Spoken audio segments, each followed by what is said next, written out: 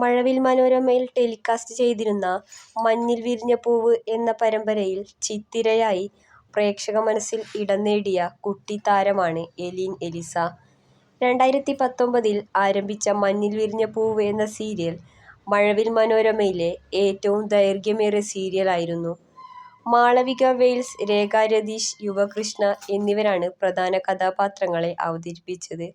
ഇതിൽ മാളവികയുടെ മകളായി ചിത്തിര എന്ന കഥാപാത്രത്തെ അവതരിപ്പിച്ചത് എലീൻ ആയിരുന്നു. താരത്തിനിപ്പോൾ 10 വയസ്സുണ്ട്.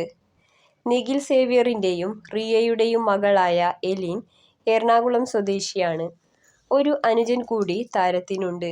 സൂര്യ ടിവിയിലെ എന്റെ മാതാവ് എന്ന സീരിയലിൽ ഏഞ്ചലായി എത്തിയതും ഈ കുഞ്ഞു താരമാണ്. ശുഭരാത്രി എന്ന ദിലീപ് ചിത്രത്തിലും താരം അഭിനയിച്ചിട്ടുണ്ട്. താരത്തിന്റെ വെള്ളാരം കണ്ണുകളാണ് പ്രേക്ഷകരെ ഏറെ ആകർഷിച്ചത്.